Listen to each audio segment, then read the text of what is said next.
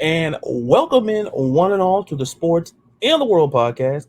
Coming on, we're going to talk a little Money in the Bank. We're going to do something different. I was always looking for someone to preview a pay per view with, and I found the right person. Once again, you know her, you love her. It's Tanya Ray Fox. And how are you, my friend? I'm great. I'm really excited to do this. This is my first time ever doing a full podcast talking about WWE. I've talked a little bit about it here and there on other podcasts or on my own, but I've never done a full front to back. And I'm pretty excited, especially because I'm like a newer WWE person than most people who are talking about it, but I've Mm-hmm. covered sports my entire life. So I'm very interested to see what it's like and the reception I get for talking about WWE.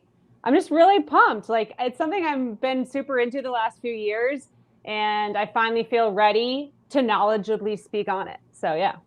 Yeah, it's going to be interesting because, like I said, being a newer fan, I think it's going to be very interesting because, like I say, I've been watching it. To not to reveal my age, but it's going to happen anyway because it's on my brother's on the profile anyway. I've been watching it like 25 years, Yeah. so and it's interesting to always get different perspectives. I believe so. You're going to do great. I already know it. So, with all that being said, let's just jump in. Let's talk about the card for Money in the Bank that's going to be on Saturday on the Premium Live event. Excuse me, I don't want to get WWE mad at me. Premium Live event that comes on Peacock on this coming up Saturday. So let's talk about the matches. Let's talk about the first match on the one of the matches on the card, and that's for the Raw Women's Championship with Bianca Belair, the champion, facing Carmella, a former champion in her own right. And just to get some of before I give my thoughts, just some of your thoughts on the match and how do you see it playing out? Yeah, well, obviously it was, Carmella's stepping in for Rhea, and I was looking forward to Bianca and Rhea again. I feel like they're in the same class, like they kind of came up into their WWE stardom around the same time, and Bianca's really taken off, and I was excited to see that. I like the Judgment Day thing and all that. So Carmella once again is stepping in to do the Lord's work, which she has been doing. I think she's so underrated for being able to step into any match, like whether it is from a Royal Rumble straight to just a championship match, and feel like she fits in and is a contender. And she has her character so figured out and she knows exactly who she is. And so while I know that this match is not, she's not taking the title from Bianca. I still really, first of all, I think she's an underrated wrestler. I think they can put together a good match, and I do think that she is the type of wrestler that allows Bianca as a champion to show off what she's got and actually give us a decent match. But I also she's fun. She just brings it. So Bianca's going to win the match. We know that. That's okay. But I just want to, I just knew in previewing this match, the big thing I wanted to talk about was the fact that Carmella is really a workhorse and does the things that a lot of the women's division can't do and step in really seamlessly into this stuff. There are very few women on the roster on either show that you can call and say, hey, we need you to step in right now, with Rhea gone and Bayley, we still don't know where she's at. Like Carmella is an OG, and I don't know, man. I love Bianca, and so I'm pumped that this is a pretty clear win for her. Yeah. But shout out to Carmella for just being a grinder who always gets it done. Yeah, absolutely. And it's funny that you mentioned Bianca because I do have the shirt. I have the shirt on. I have the Yes, shirt on. nice, nice. So, I like to show, I like to be neutral like Switzerland, but sometimes, I don't like to be. Yeah, But to your point about Carmella, obviously Bianca's going to take this match. I don't see it any other way. But to your point, Carmella is one of those wrestlers on in the women's division who when she essentially, like, to your point, replacing Rhea, it made sense because Carmella, people tend to forget Carmella's a former champion in her own yeah, right. yeah, So it's nothing new to her to step into a championship match. And then secondly, and to your point, it fits and it's very ideal.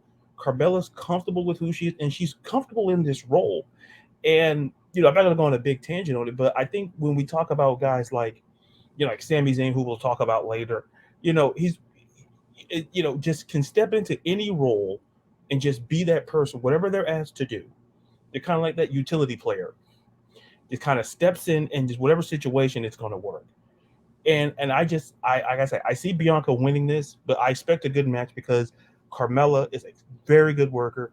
She has a great character, and I just kind of see this as Bianca just winning it, but I expect it to be a great match nonetheless.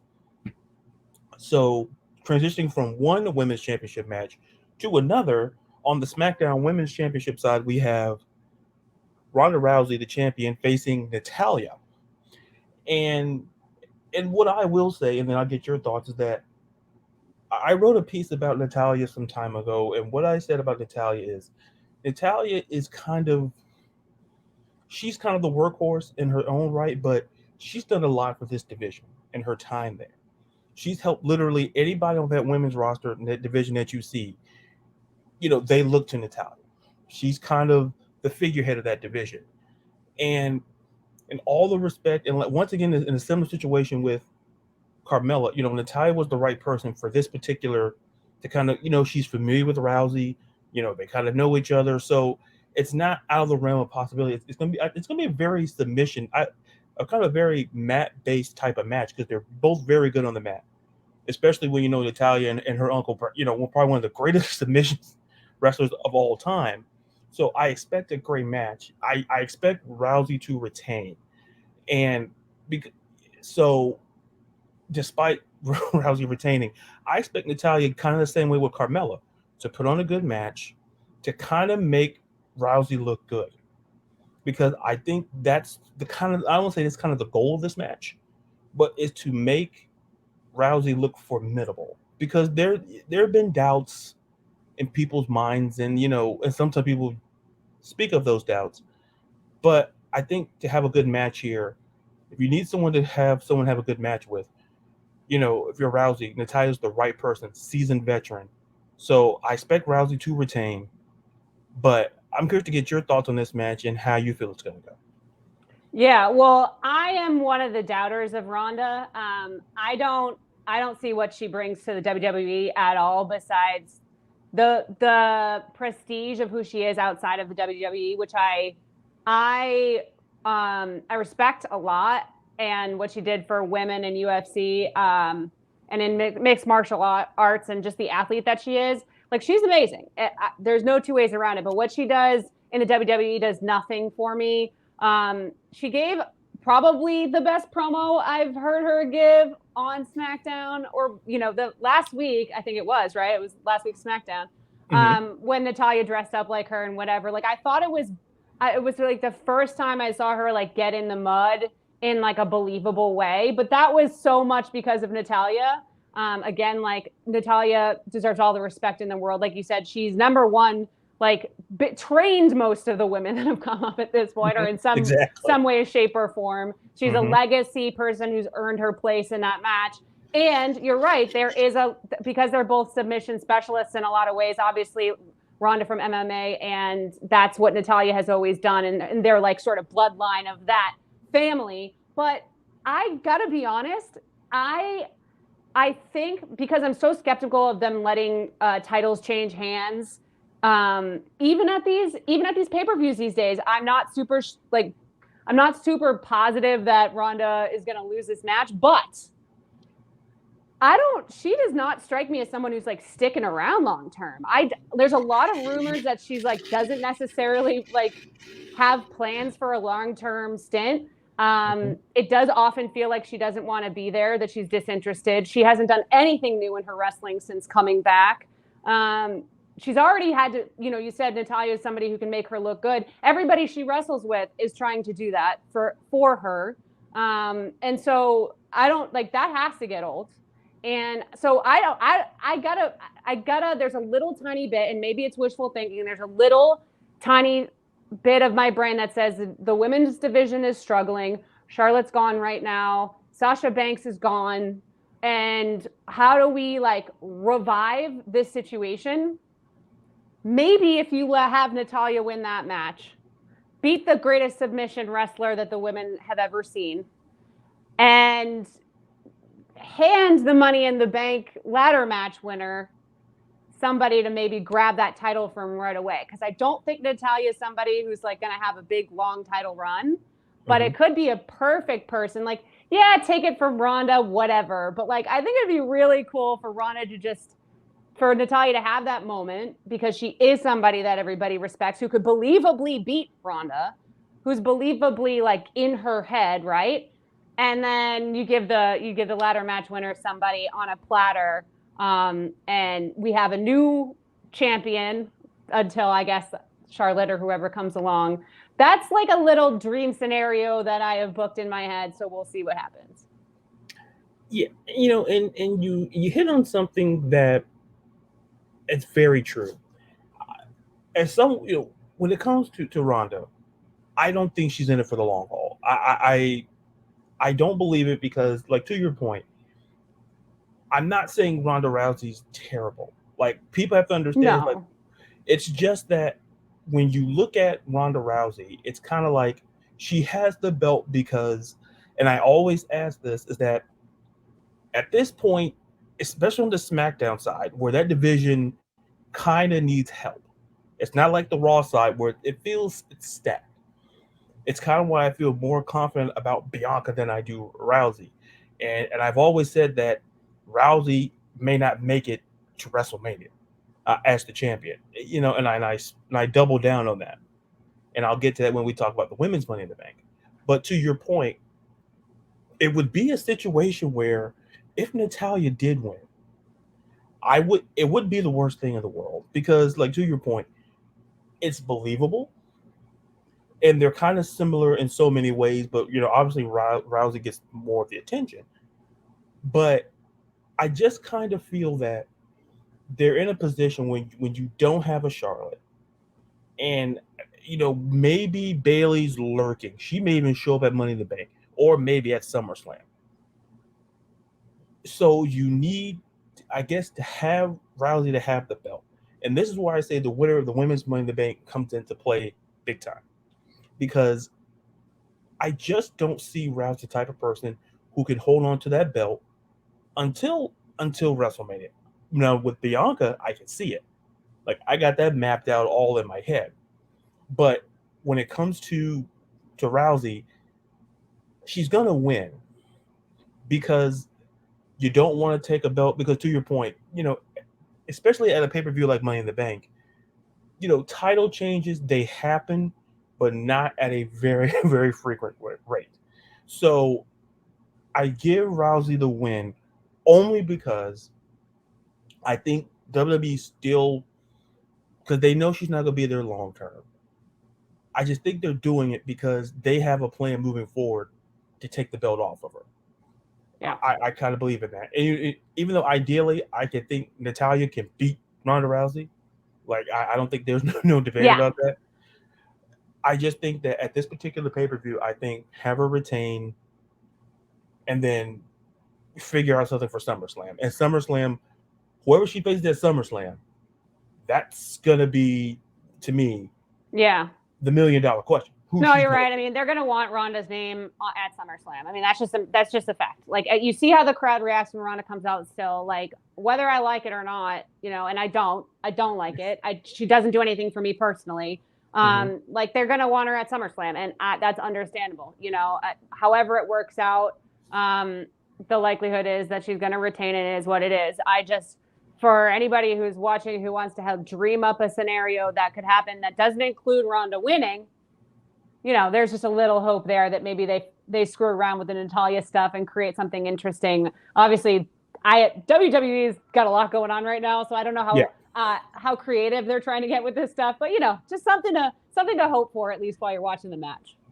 Something to kind of put in the back of the mind there because, like you say, WWE, I think there's a lot of things at the forefront. That's for another time. That's above my pay grade. Exactly. But staying with the championship theme, let's talk about the United States Championship match with Theory versus Lashley. And I want to get your thoughts on this, and I'll get my thoughts on the back end about how do you see this match playing out, and what are you looking for in this match? Again, Theory, like I see what they're trying to do with him. I get that he's like the next. They're trying to make him into the next Vince McMahon wonderkind, and like I'm starting to buy. I'm starting to buy in a little bit. We got to get rid of the selfies. I think he's like a strong enough wrestler and performer at this point that he can start to elevate himself beyond that arc.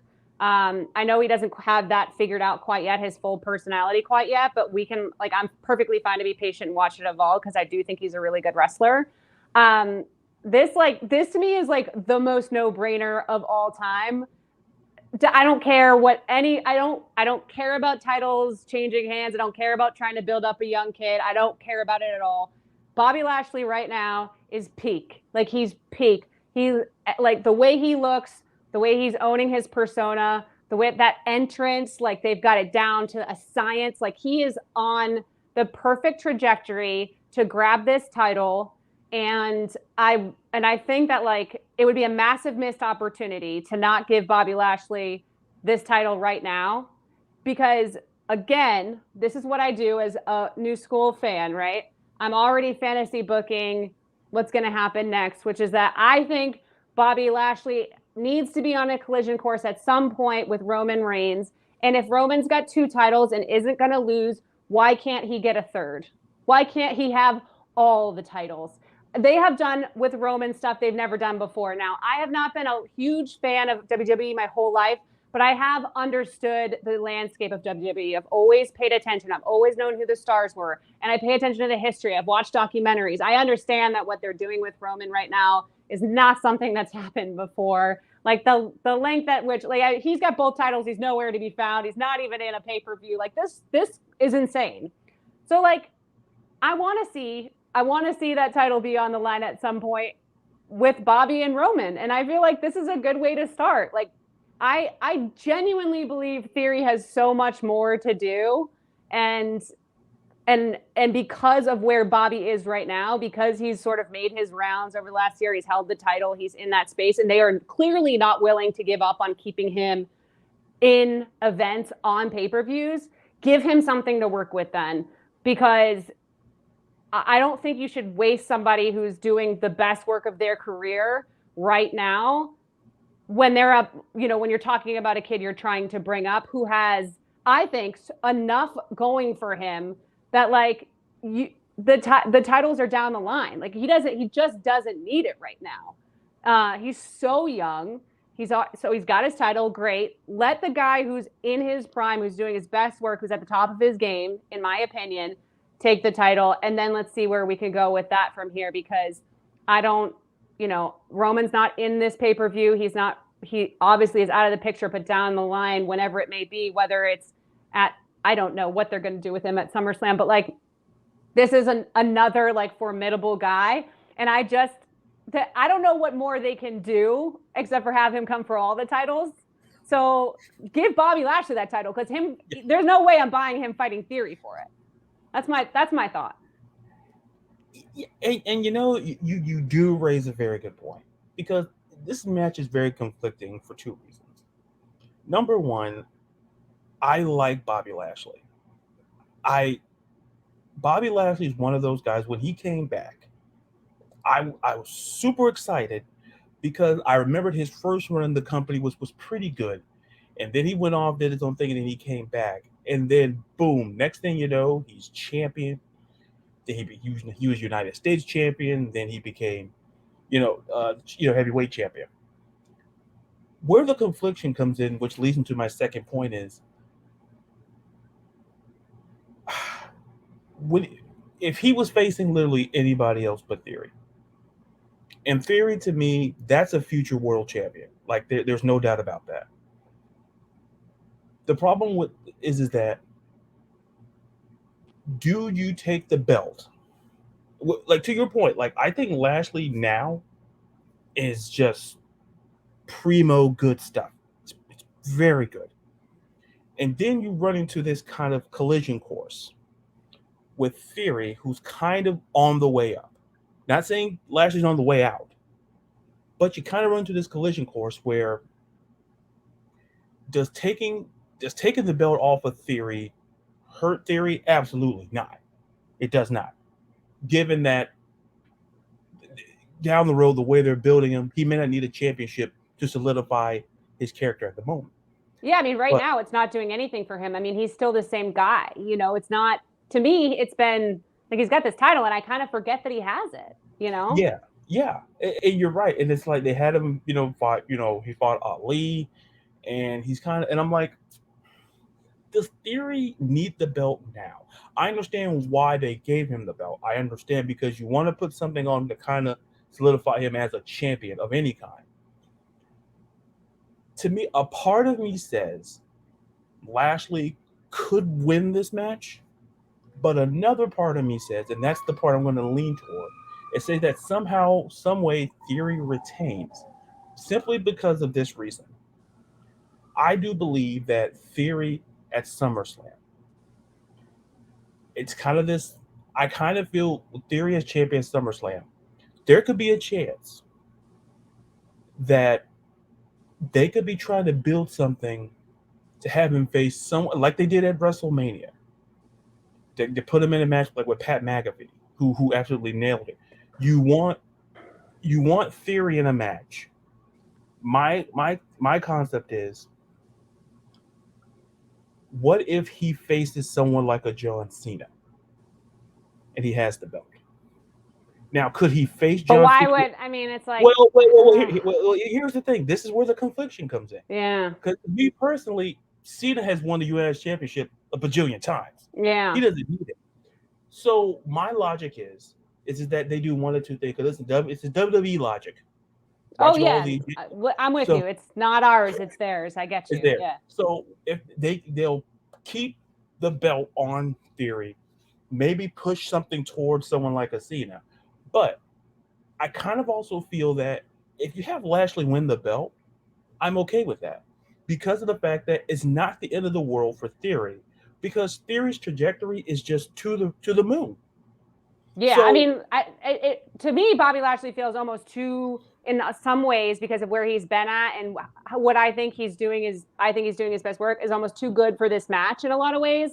Yeah, I know he's not, like, in the eyes of WWE, there's only so many belts, like, I get it, but that's kind of where I'm at. And I would feel the same way about Theory at SummerSlam, which is like, you can't have Roman Reigns on one of the all-time runs in the history of WWE, holding two belts, with the Bloodline holding the other belts, with the Usos, all these belts, and have John Cena fighting Theory. Like, it just can't happen. Like, that's the one thing about that theory that just does nothing for me, because at the end of the day, you don't bring in like a Mount Rushmore guy like Cena to fight your little wonderkind while you've got like a full-on monster standing there with every title belt known to man. It would be so out of balance for me. Yeah. And I understand the logic. Yeah. I really do.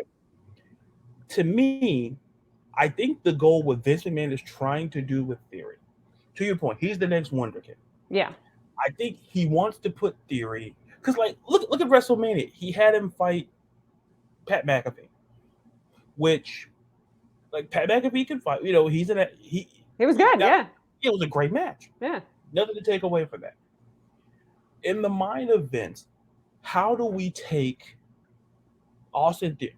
How do we give him credibility? To me, this is where I say, the more I've listened to you, you could take the belt off of Theory, put it on Lashley. Lashley's been a United States champion. So once again, see, the thing is, it's not going to be the end of the world for Theory. And then Lashley, you have to give him the belt, because to your point, you have to do something. And I think with Lashley, in a situation like what the company's facing now, which creatively you don't know what they're going to do. Yeah. And I kind of feel like with Lashley, I love Lashley, and I don't want him to be wasted, because I thought him fighting Omos was a complete waste. Yeah. I never saw the purpose of that feud. People have tried to convince me that, like, look, Omos is no.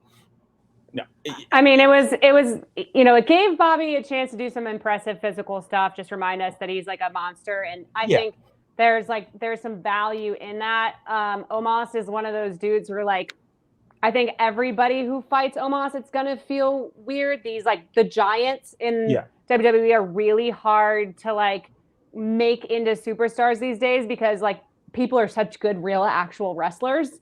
It's like, it can be really difficult. And like Bobby's, he is not the best wrestler on the roster, but what he can do and the physical feats that he can, pull off, it was like, it was cool to see him do some interesting stuff with Omos. It didn't like totally bug me, but it's like he loses to Theory. What do you do with him? All of a sudden it's like, what are we doing with Bobby Lashley right now? When you have this guy you're billing at 278 pounds of pure muscle or whatever the hell it is. And you've got like, again, where are the Avengers that are coming for Thanos? Because like it can't be Theory. Like you haven't built him up enough. It's not going to be him. It's gotta be, we know who they are. And we're going to talk more about the money in the bank ladder match, but like there's very few guys left that could believably, menacingly menace the Roman Reigns and whatever else. And so like, I just like, it's like, so he loses a match to Theory on a pay-per-view. Then what? That's what I keep thinking. And then it's like, okay, but what do we do with Theory? 1,000 things, because he's a little pain in the ass who can go anywhere and do anything. That's the point. We're wasting a title on this guy right now. And that's the only reason I think that like, especially because as we go forward, I think we're going to realize there's very few titles changing hands in this pay-per-view, that maybe this is the one. I know people have mixed feelings on Bobby Lashley. He's won me over. I didn't really love him when he had the actual title, when he had the Raw title. I actually like him a lot more now. I think he's really honed that character. And I think I actually find him, I know he's not great on the mic, but I find him more interesting as this solo, silent assassin type guy. Yeah. So maybe it's just bias, maybe it is just bias, but he won me over in a lot of ways. I wasn't super impressed with him before, and I am really liking what he's doing now. And I just want him to have a real match. The good thing is, which we haven't said, and I don't want to harp on this match too long because I know we have more stuff to get to, but the good thing is that Theory will give a good match. He's a really good wrestler. Yeah. He's a really good wrestler. So I'm interested to see how he handles somebody who's so physically gifted in the ring, a young, physically gifted person. And if he's able to like really rise to the occasion in that setting. He's not fighting another Brock, same size guy as him. He's not fighting Omos. It's not even Drew McIntyre. This is a guy who's even like more agile and can do all of these things. So I want to see. I'm excited. Yeah. And to your point, before we get to the next match, what I will say is that this is the one match where I'm just super conflicted on, because, like, to your point, this is Lashley. This is peak Lashley, and watching Lashley wrestle throughout the years, I'm like, when he comes out, he's standing on the podium, and the camera just comes in, and it's like, okay, this guy, that's peak prime Bobby Lashley, and then you have Theory. And to me, if Theory was fighting anybody else, I'd say, Theory retained. But it makes it difficult because Lashley has been a champion. He's won the United States Championship. He's been a heavyweight champion. And if I don't know if they'll soften the blow by making this winning by disqualification. I don't know how they'll do it to kind of soften the blow, because to your point,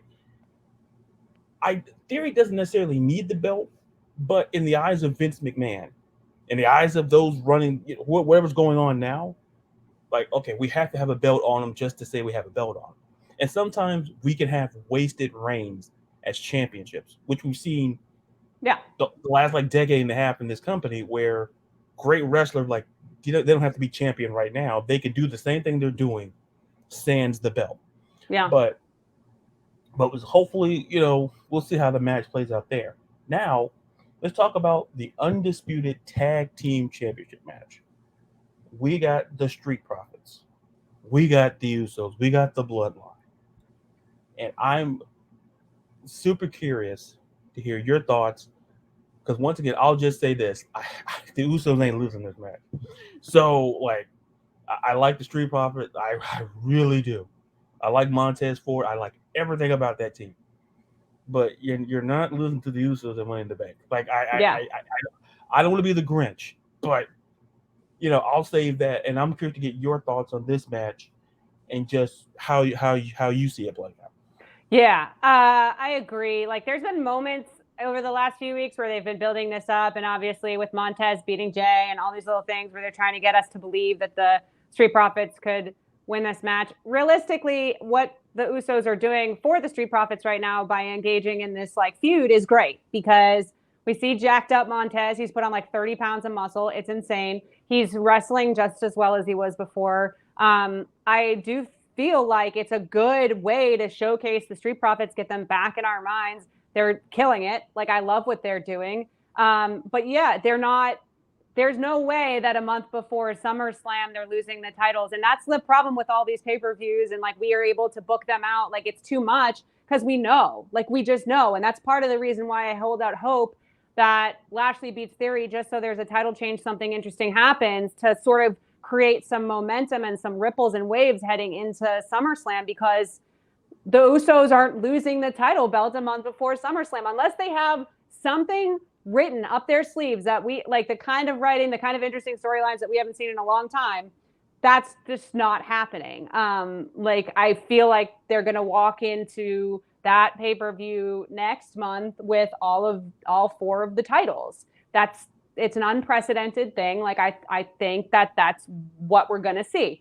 I think the point of the match is less about who wins and less about how they win and what goes down. The Usos and the Bloodline in general win matches dirty. They do shady shit. Roman shows up out of nowhere, whatever. Like, that's kind of how WWE has written the Bloodline into interesting sort of shady wins that like give this like little asterisk to it, so that there's some sort of comfort to the losing team and the fans who wanted whatever, whether it was RK Bro or whoever else that kept losing to them. At least there was these like little asterisks to say, well, there was like some sort of cheating, some sort of shadiness going on. So maybe there's something like that happens where at the very least the Street Profits come out with street cred from the match. It's gonna be a great match. I think I talked about this with you when we were doing a different podcast. I think the Usos are like the best thing in wrestling right now. I think the Usos and Seth Rollins are the best part of WWE. Like, I don't think they can do anything wrong. They've just done nothing wrong for so long. They're underrated wrestlers. The stuff that Jay was doing in the ring the other day with Montez and the way he takes bumps and sells stuff, like, I'm fascinated by it. I think he's so good. I think they're both so good as a tag team, and they're like synchronicity. I told you they're a combined backwards side back kick every time. I've watched I'll watch on repeat over and over. It doesn't matter. They're like synchronized swimmers. It's nuts. Like, so for me, like they're heels, and every time they come out, I'm out there. We're the ones. Like, I'm ready. I don't give a shit. I root for them. And as much as I love the Street Profits, as much as I loved RK Bro, as much as I love New Day, like, I think they're the most effective heel team at the tag team that I've seen, that I've been, since I've been watching, obviously. And I know that they're an all-time tag team. I get, like I said, I know the history. I just I don't need them to lose this. I just need them to give a great match. And that's all they do. I do think that something is going to have to get set up for them to lose at some point, because I don't know how long they can keep fighting on Raw and SmackDown every week, keep showing up every week. They're doing way too much. These guys have got to get some rest. So I'm feeling like maybe SummerSlam is where something may happen with the Usos, but I'm that's obviously the match I'm looking forward to the most. I'm really, really excited to watch it, even though we know the ending. Cause I just think everybody in the ring is really doing like their best work right now, especially Montez and the Usos. I feel like they can do no wrong. And I know they're going to leave with both their titles, and that's okay by me. You know what? You're absolutely right. I'll just start with that. And what I'll also add to that, before we move on to the Money in the Bank matches, is this. And you talked about Montez Ford. Montez Ford, I'm not saying now, but I can see him somewhere down the road being a singles guy. Not saying Dawkins is terrible, but when I look at, how impressed I was with Montez, to your point, when you fought, in the singles matches, I'm like Montez is just jacked, and they're building him up to be something. Yeah, for sure. And I think when I look at this match and I look at the Usos and I just go, we're watching, and I always say this all the time about when we're watching greatness, soak in the greatness of the Usos. Because if I had to rank the best tag teams, of the last 15, 20 years, the Usos have to be in your top three, because of the fact that the way they're dominant, the way how on point they are. It's like synchronized. That's a great tag team to me. I put them in the same category when you go back in time, when you look at like the Road Warriors, like Adam and the Hawk. You kind of look at like even when Bret Hart and Jim Neidhart, the Hart Foundation, the Dudley Boy, like the Hardy Boys, like they're in that echelon of tag teams, and we're watching it. And they're such skilled individual wrestlers on top of it, like some of those tag teams that you mentioned, Dudley Boys, whatever, like what they did as a tag team, cool as hell, right? But like to watch people do something as a tag team that would be individually impressive as an individual wrestler, they wrestle in like such a unique combination of like everything we're doing in the ring right now could stand up in a one-on-one match. Yeah. And it's like, I don't see a lot of that with tag teams for, just because it is incredibly difficult to pull off. I think them being twins probably helps, but like it really is next level stuff that they are able to like put together as a tag team in the ring. And like, I don't feel the same dip from Jimmy to Jay and Jay to Jimmy that I do in any other tag team. The only tag team that doesn't dip for me in that same way, where there's not like an obvious alpha, is the New Day. I just think that like, obviously no matter what's happening with the New Day, like you're not like losing any like quality of like the wrestling when you're going from Kofi to King Woods or whatever. That's just they're amazing. And the Usos to me are the same way. Like they're like, I do obviously think that like Jay is maybe like peaking a little more right now, but there's just no dip. I don't know, man. I can't say enough about how much like they've made me buy in, like understand what a good tag team can do. And I think they've set their bar way too high, way too high. I mean, I already like the New Day obviously like had my heart from day one before I was even into wrestling really. But like this stuff that they're doing right now, it's I think you are hitting the point on the head with Montez, where it's like, I think this is an opportunity for Montez more than anybody. Again, like Angelo Dawkins is sick. Like, I think they're great on the mic. I think their promos are awesome. I think that they don't do really anything wrong in terms of like their whole shtick, everything, boom, kayfabe on point. But Montez is like this close to being like a next level star, and a match with the Usos is the kind of thing that could potentially bump him, down the line when they're looking at like, what can we do with him? Like, this is the opportunity for someone like that to have a match that we like never forget, on a really popular pay-per-view. So. Yeah. And to your point, I'll just say this before we get into the Money in the Bank matches, is that I think to your point about the Usos and to your point, especially about they're both great and they can both handle their own in singles matches. And I think the only other team that I can think out just off the top of my head, like to your point, the New Day, like Big E, Kofi, both champions, Woods, King Wood, and I think of like, look at the Hardy Boys, where like they were a great tag team, and like maybe Jeff had the better Yeah. singles career probably, but like Yeah. Matt was no slouch either. It's Yeah. just and it's to your point about tag teams. Not only do they have to be great, in sync, but individually, if they can do the same move that they can do individually as a tag team, it makes Right. it that much better. It's And crazy. and you don't see a lot of tag teams I've seen over the last 20, and I'm like, I don't, and there's like maybe 5 teams Yeah. that where like they're singles guys and they can just go like they do it in the singles match. I can't tell the difference. And I Right. see it with the Usos, so I expect them to retain. And I think somewhere at SummerSlam, I think it's a matter of which belts they take off of them, or do they Yeah. plan on taking off.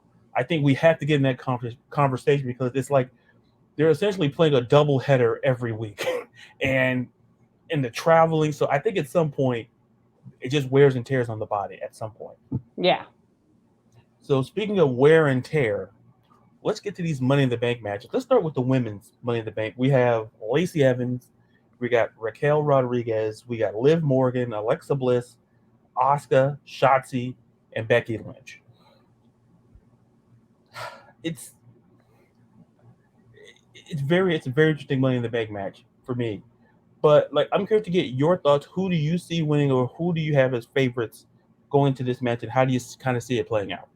Yeah. Well, let me start. So I think it's a little early for Raquel Rodriguez. Like I just do. I've seen people who think she actually would win. And I know some people actually have her higher on their list of potential winners. It's always hard to call Money in the Bank matches. Yeah. It really it's so hard. It's like I feel like it's easier to predict a Royal Rumble than it is to predict a ladder match. But I just think it's early. Like she's again, like she can kind of come in and like just manhandle people and be this like foil for anybody at any random time because she's so imposing and just like keep doing that. Like I don't want to see her in a title match. I just don't.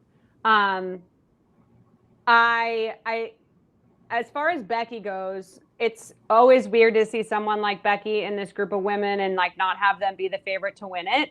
But I do think that, and this is WWE, so they're going to do what they're going to do. But I think if the writers were smart, giving her an arc that doesn't include chasing back after these titles would be really smart because she's got to start, number one, like kind of having some sort of, she's got to get back to having like real beef and being back on the mic in a meaningful way that isn't just like, I'm Becky Lynch and I'm the best and blah, blah, because she's at her best when she has like a real foe.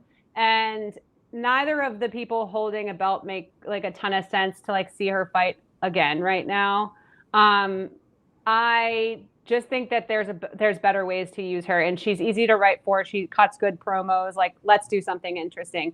So that brings us to like the people that I actually think could win. I think Asuka never got to really cash in her Money in the Bank, right? Like she kind of missed that opportunity. She's back. Again, she can kind of do whatever. I'd love to see Asuka. My bet at this point, like based on kind of what I'm seeing and like where I'm leaning, again, like this is really hard, so I won't be surprised if anybody wins at this point, but I could see it being Lacey. And I don't know how I feel about that. It's not for me per se. She did better in the ring recently than I thought she would.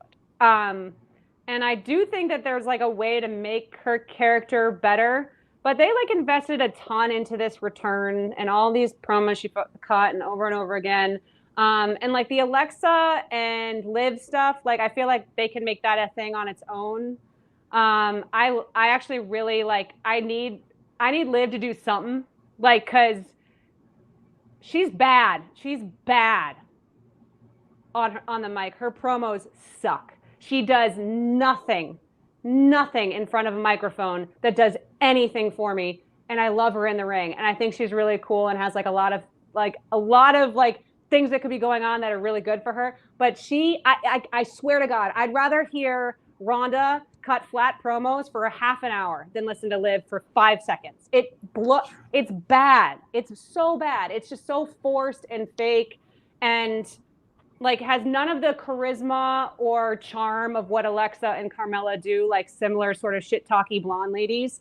And like, it's so part of me is like, let Liv win Money in the Bank so she doesn't have, so she has a built-in promo. She has a built-in reason, a built-in beef. She doesn't have to come up with anything interesting. Let her win Money in the Bank, and that gives her what she needs, which is like kind of what would work for Asuka as well, because like Asuka for other reasons is like super charismatic but can only do so much with her promos.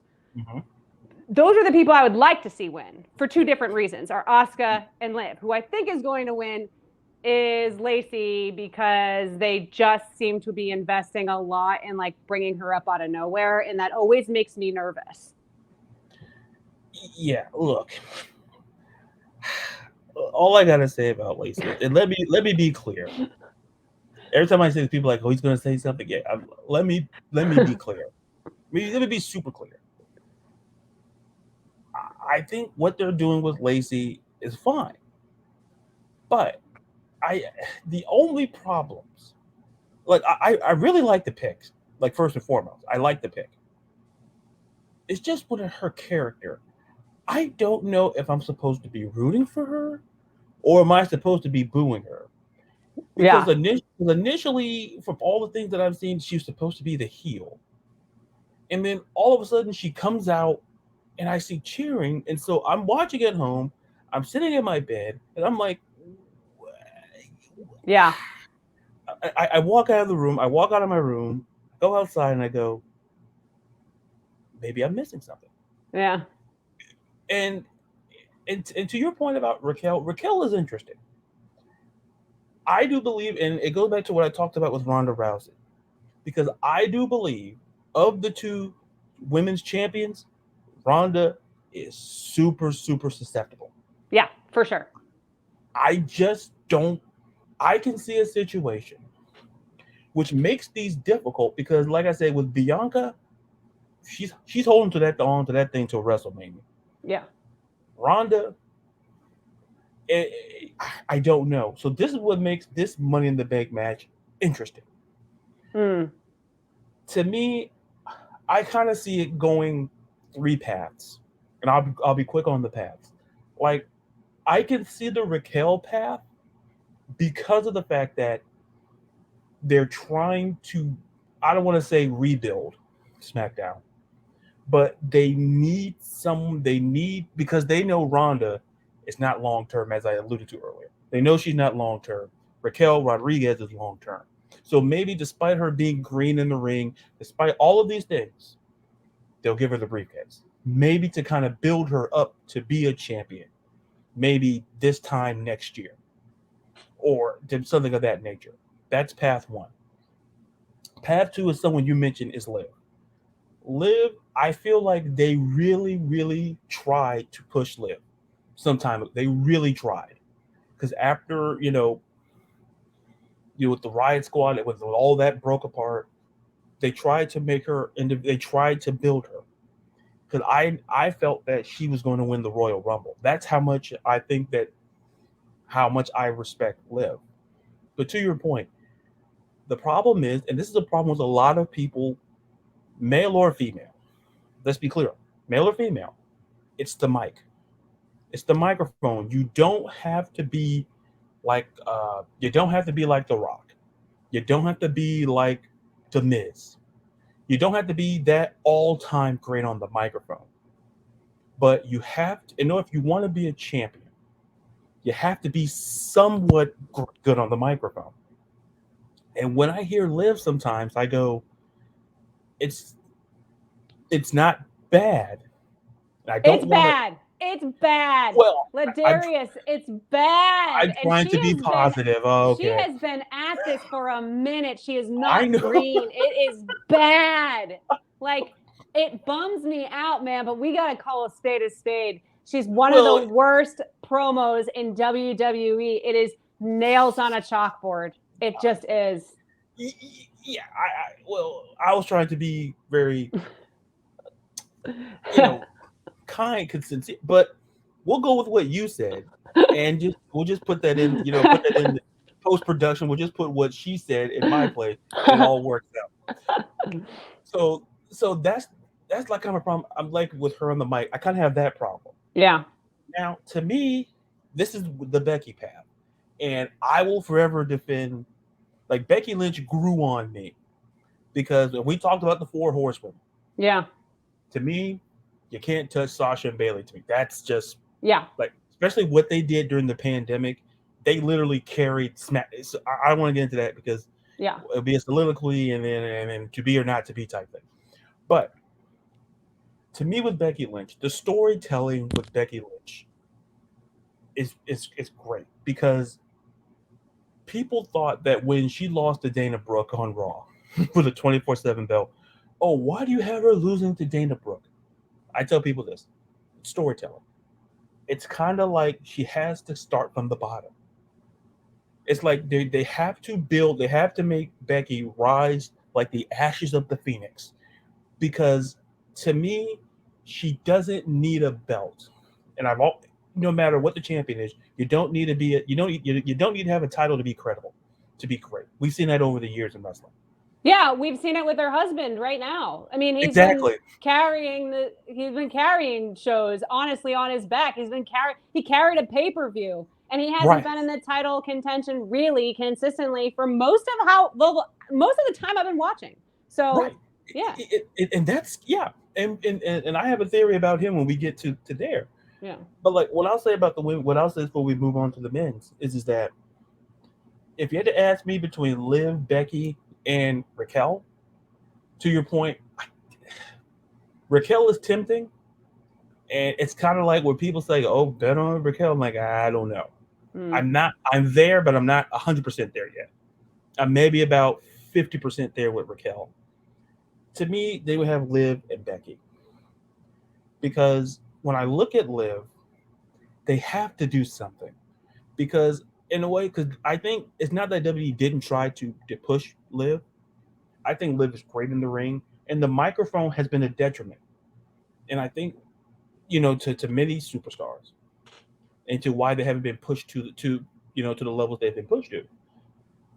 But to me, when you have someone who's great on the mic, and it feels out of place, what makes me pick Becky, that it feels super out of place. It's like she's showing up to a party where they say, yeah, she's showing up to the party where it's like, maybe she has no business in a Money in the Bank match. But to me, that's where I say, logic wise, she can win this thing. No, you're looking at this all wrong, LaDarius. This is, to your point, this is how you make her rise from the ashes. She loses Money in the Bank. We know she's gone heel. We know she's dark. We know she's angry, right? Absolutely. So now we got to give her a real reason to feel offended, to feel truly like victimized, and like handing her a contract to go fight Ronda or Becky again, both of whom we're not interested. We're not interested in those rivalries. Yeah. But here's the thing. She gets the briefcase. I think the ultimate downfall for Becky Lynch is that let's move the timeline ahead to SummerSlam. Let's just say whoever Bianca's facing at SummerSlam, which we don't know because it's, like you said, month and a half away, so we don't know. Let's just say she tries to cash it in. And because remember, at SummerSlam, Becky Lynch beat Bianca Belair in under not even 30 seconds. She embarrassed Bianca Belair. So in Becky's mind, Becky says, well, I can get my revenge at the same place when I came back last year at SummerSlam. And I can beat Bianca Belair again. Yeah. And this time, she has the briefcase.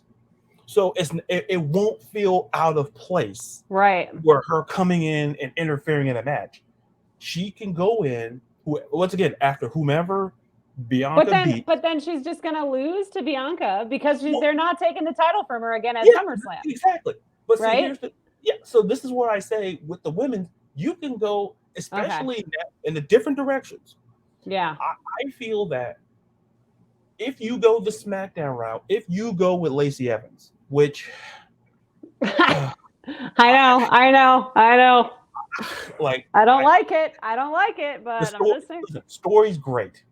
Everyone loves a great story. Listen, everybody loved Rudy. Okay, everybody loved Rudy. But listen, you zoom in, folks.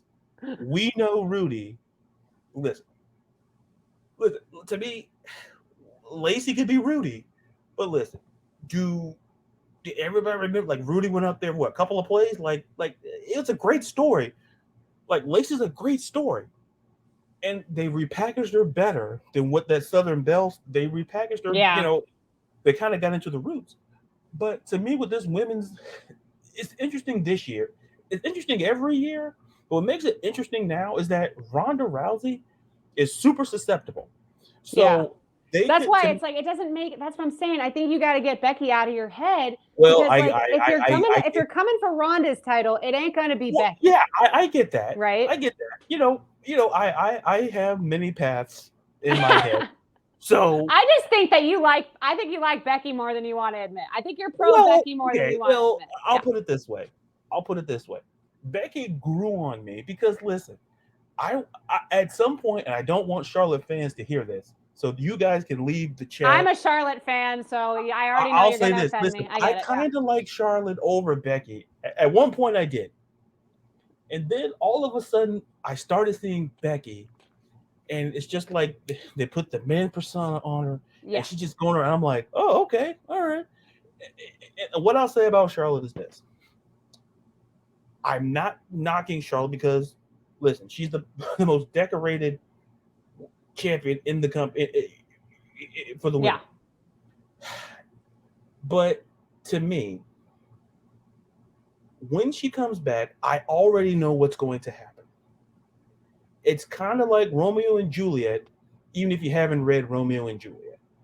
Meaning that I know what's going to happen is that Charlotte comes back, whoever the champion is, if for some bygone reason it's still Ronda Rousey, then I definitely know what's going to happen. And they're going to put the belt on Charlotte, which I'm saying she doesn't deserve. Yeah, she's Brock Lesnar, man. Like she's always gonna dominate, and that's fine. See, I guess that's where the conflict comes, because like to me, she's Brock Lesnar, except for the fact that listen, Brock leaves for months on end, and comes back. Brock doesn't fight on SmackDown or Raw. He fights paper. Yeah, but he used to. There's a reason he had so many titles. I mean, he was always holding titles, So it's like, well, Brock shows up. Oh, it's a big match. Oh, I'll show up. Like Charlotte, I'll give Charlotte credit. She does fight often. Like and she can actually wrestle, which Becky Lynch appears to have forgotten how to do. Ah, boy. I knew she's got to get back in the weight room or something, man. She's been flat. She's been flat. Okay, listen. What I'll do is I'll make some calls, and if we'll get a regimen going.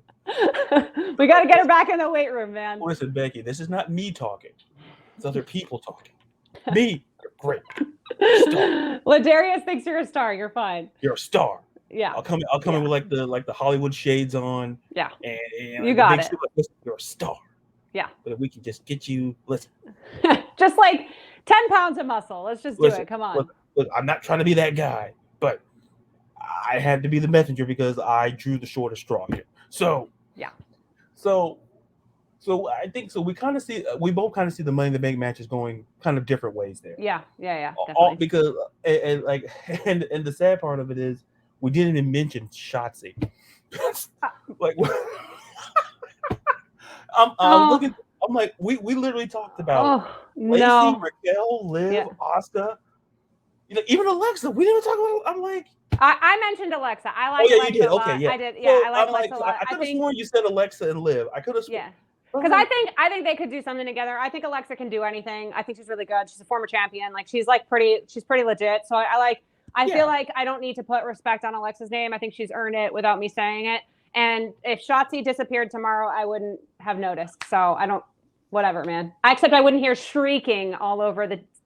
No. What I'll say is when we get to the final match, if they give her back her hat and she drives out with that tank, okay, Yeah, if they took that away from her, I'm like, I know. that was the best part of who she was. Shooting Nerf balls at people, that's primo Yeah, stuff. make her a full weirdo. Like, give her full reign to be full weirdo and whatever. Because, like, they're all starting to look the same with the colored hair and the leather. And, like, it's like, we've already got, like, people doing it better than you. So we got to switch it up. And, like, Right, I don't want to hate on any of the women. I don't want to see them go. But at least to me, there is something to be said for what every other woman in the division is doing, or in that ladder match is doing. Like, Shotzi, like, hasn't. I mean, we could make a case for every other one. We really could, if we had to. We could make a case for every single other person in that match besides Shotzi, and that's not our fault. We're not doing that. Hey, we're not. Hey, listen, we're just two people talking about wrestling. Hey, we're just the messengers. Yeah, we're just the messengers. Like, listen, they sent us, and they're like, you know what? Those two work great together. We'll let them do it. Exactly. And then I got sent to talk to Becky, so that's how life works. So now let's jump right into the men's Money in the Bank, which to me it feels like a big wild card because Roman Reigns is holding both belts. Yeah, I know. So they're whoever it is, they're going for Roman. Yeah. Right. So it doesn't feel like, oh, they're gonna. So it's just a matter of who we think, and to me, it's a complete wild card, which makes it fun. So I want to get your thoughts, and who do you see potential favorites, and who do you see possibly winning it? Yeah. Well, I mean, it's a stacked group. Like it really is. I forgot to read the names. That's my fault. I got Becky in the head. Go for it. Seth Rollins, Drew McIntyre, Sheamus, Omos, Sami Zayn, Riddle, and a to be announced. Yeah, who I guess, like, I don't know what they're thinking. Like, I've seen everything from that person being, Ezekiel / Elias / Elrod. Yeah, if it's that, KO, or like some people think it's going to be John Cena because everybody has to dream a little dream. Yeah, Justin's not doing that. That guy's 45. He's not doing that. No. And this isn't the Royal Rumble. Like, he can't come in last minute and just hey, like whatever. I get hit with ladders. Oh no. Yeah. No. That's not what I was saying. So here's the thing. This is one where I honestly wouldn't be mad about anybody winning it. And let's say, I don't know who's going to be plugged in, so we have to just go off of who we have right now. Yeah. The only person I don't want to see win is the person I think is going to win, and that's Riddle. And here it comes. I know he's so over with everybody. I get it. Like, he's over. There's nothing I can do about it. I'm not going to sit here and say that he hasn't, like, done the work to win people over in WWE. He has. It is what it is. Did he get the Randy Orton pump? Yes. Did it work? Yes. I get it. My problem is that, like, I see, so first of all, a 36-year-old man acting like a 17-year-old stoner has never done anything for me. It will never do anything for me. I think the character is so played out and so lame and so 1997, I want to fucking die. So there's that, number one, right? He literally gives me secondhand embarrassment. 2, comes out on a scooter. Again, like, that's going to get old. You're closing in on 40, my guy. Like, now, if you've been doing this since you were 23, like John Cena, whatever, we could hold it down, but it's not working for me. And the bigger thing that I'll give you, and I know I'm going to get crap for this. The most interesting thing about what he does in the ring is that he's barefoot and can kick. And I know he takes a beating. I'm into it. It is admirable what he does. He will take a beating, and I know that you need guys like that in the ring. I've learned that. I can appreciate it. All of it, right? But on the other side of that, you need to be able to deliver on your moves, your signature moves, the things that you do. And every time he jumps off those ropes, he misses his landing. He misses his mark. He never hits that guy square in the chest. He never does. He's always off. If I see him do one more half-ass skinny boy curtain drape DDT, like he's Randy Orton, I'm going to fly. My head is going to pop off of my body. I can't see him. You're doing the moves of, like, the most iconic wrestler of your time. He is huge. He is quite literally defined as one of the predators of the WWE. He is a predator. And you are doing this curtain drape DDT, like, with your half little slap, your limp-wristed slap, It's awful. Watching him do the Viper thing is awful. Watching him do an RKO, again, I want to puke. His whole persona has become I was Randy Orton's sidekick, and now I'm doing I can't even do my own moves right anymore. I truly, when I tell you, and I know I'm wrong. I know everybody is against me. I get it. But I try so hard to let heels win me over. I never have to be won over by faces. I'm always all in. I'm an easy mark. I really am. But like, he does nothing for me. And so knowing that, going into this and knowing, obviously everybody knew he was going to win that spot, like it was like so obvious he was going to win that spot to be here.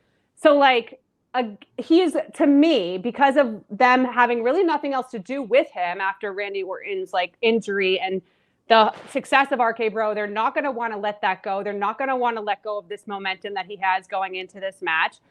I really believe that he's like the favorite to come out of this. And that scares me because, like I said, everybody else, Seth Rollins, you already know how I feel. I'm not going to say it again. Put Seth Rollins in every single match. Give him a Roman Reigns rivalry, for the love of God. They are so goddamn beautiful together. No. Drew McIntyre? Yes. Come on. Like, he's going to have a shot at one of those two belts. I would love to see it.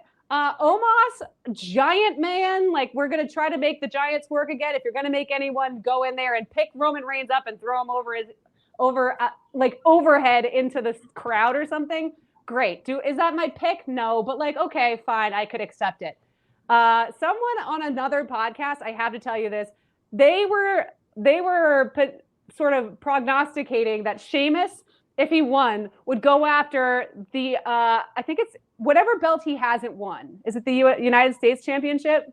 I believe it's either the U.S. or the Continental. Maybe it's the So they were like, well, if he won, maybe he would just go for the Intercontinental Championship because it's the only one he hasn't won.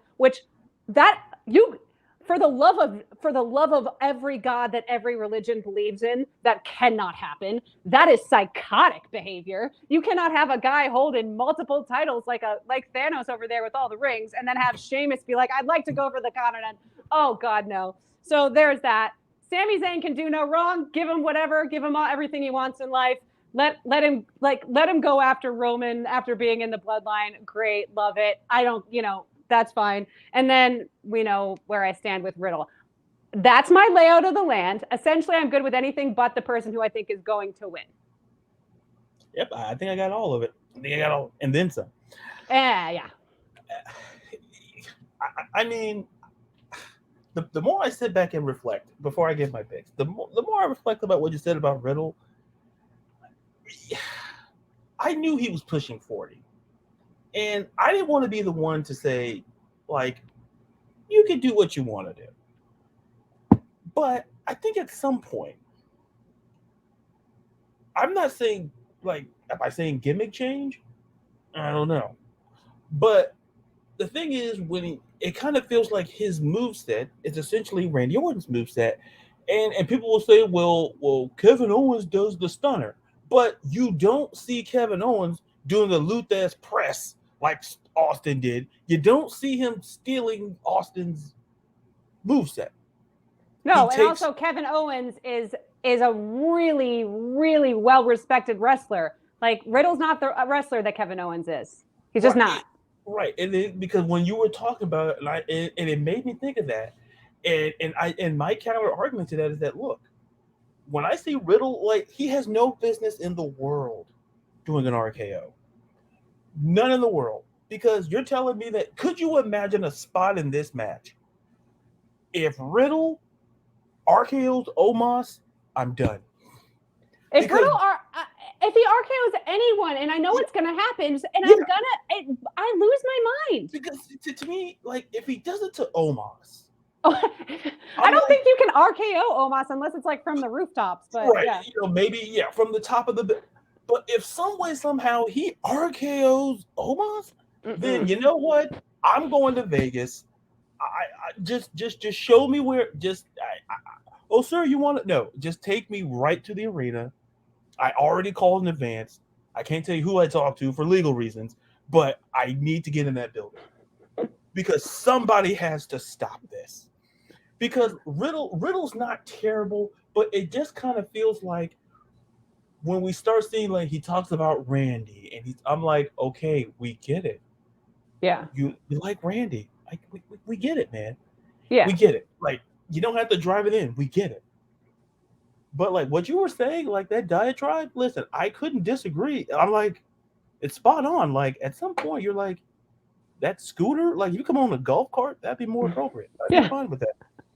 There's something about like it's not just KO getting the blessing from Stone Cold to do his stunner, right? Yeah. And KO has definitely modeled his career after Stone Cold, but he's created a path of his own.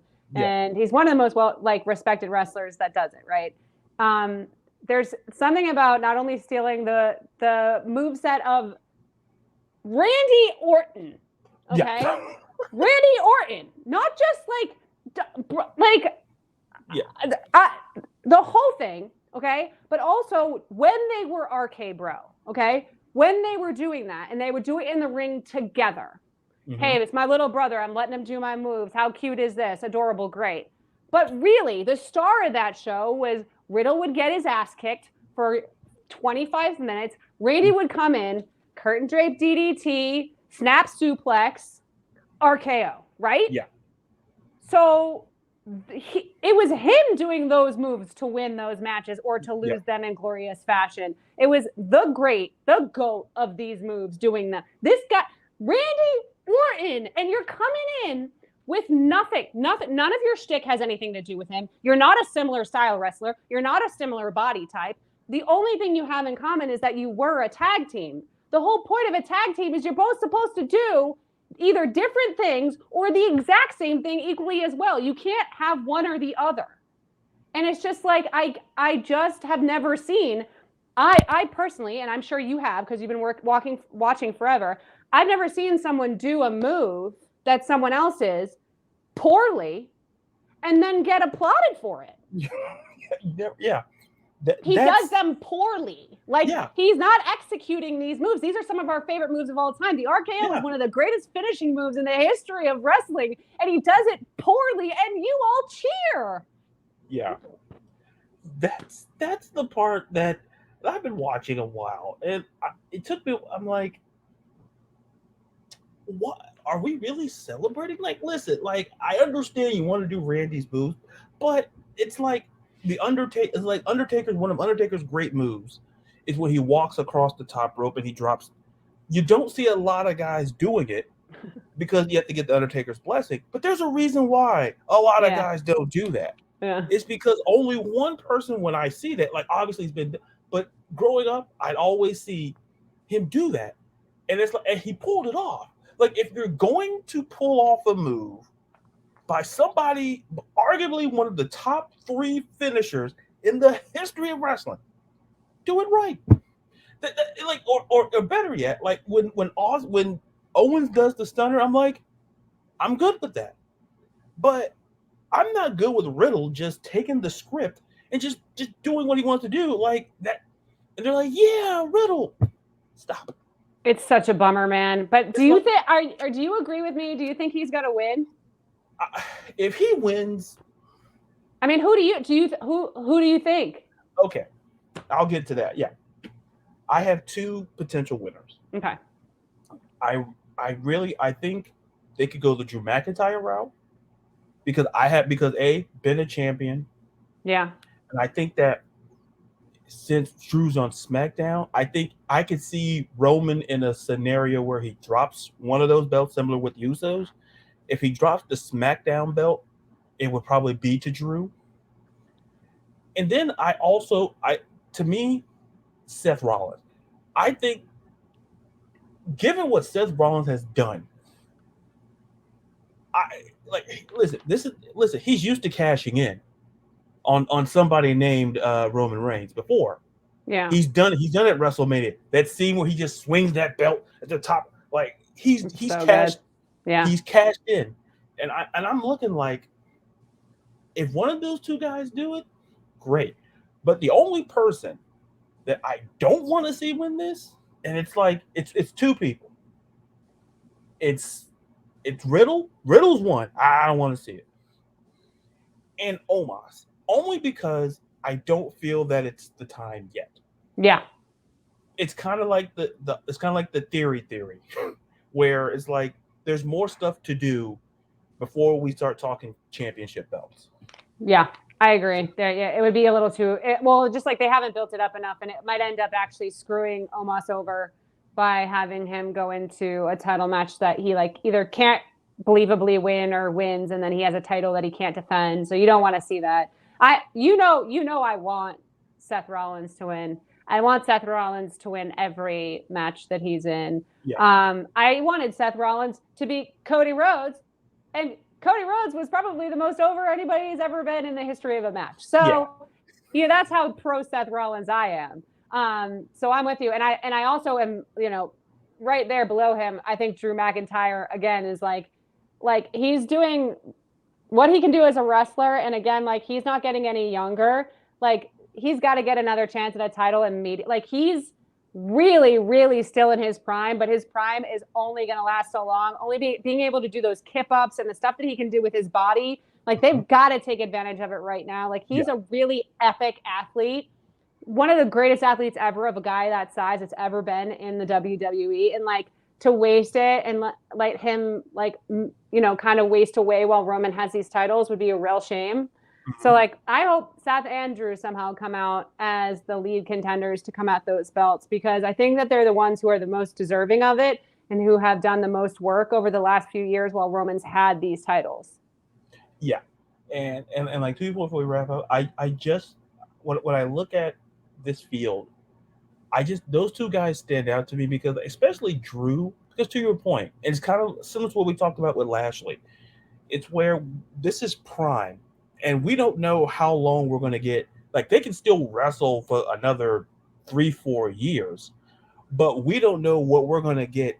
What we're going to get now in 3 to 4 years. Yeah. So, ideally, if you put it on either one of them, and then that makes more sense because now you have one on Raw, and you have one on SmackDown. So, it's going to be interesting in that regard, because they're all chasing the same person, and I legitimately feel it's interesting to see where they book the men's Money in the Bank match. Is it going to be, because I'm going to assume that the main event is going to, I don't know if it's going to be this, so it's going to see how, if they book this, and it's like, it's going to be interesting, because if it's Drew or Seth, I think they cash in SummerSlam, because that last man standing match, both Lesnar and Roman are going to be done.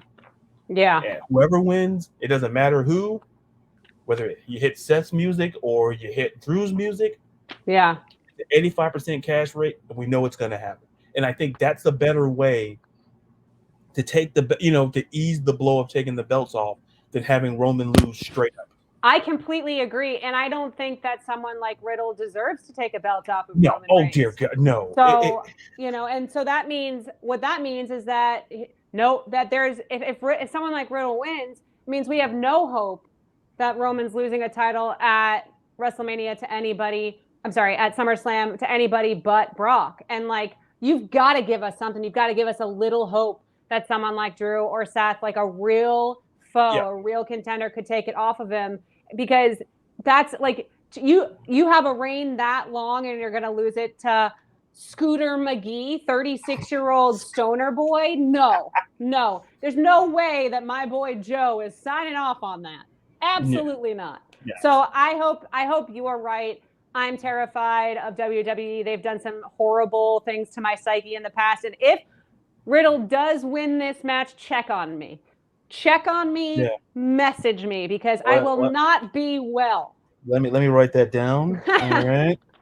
Check on if Riddle wins. It's gonna be bad. The minute, if he's on that ladder, call. Just either message, just get forum contact. I always establish contact, make sure I'm alive. Exactly. God. But once again, that's the card. And before we go, once again, thank you so much for joining me for previewing this. I had a blast. Yeah, me too. Thank I had a you. blast. Yeah. And before we get out of here, let all the amazing people know where they can find you on the social and all of your amazing work. Yeah, so always on Twitter, Instagram, and TikTok, and Almost Shameless podcast. The whole archive is out there. It'll be back up probably starting early August, but potentially before that. But if you guys follow me on Twitter, Instagram, TikTok, all that, you'll know when the relaunch is coming back for NFL season. So Almost Shameless podcast and all the socials. Yeah. Well, once again, folks, thank you for coming on again. And once again, you can listen to this episode and every episode of the Sports of the World podcast, Twitter, Instagram, and follow me on the social at LaDarius_Brown on Twitter and TikTok, Instagram, LaDarius_Brown. We're not going to get into that argument. We've done a lot of talking, so we're not going to get into that. But until you see and hear me again next time, I'm LaDarius. Be real, be you, be blessed, and be safe from all of us here from the Sports and the World podcast.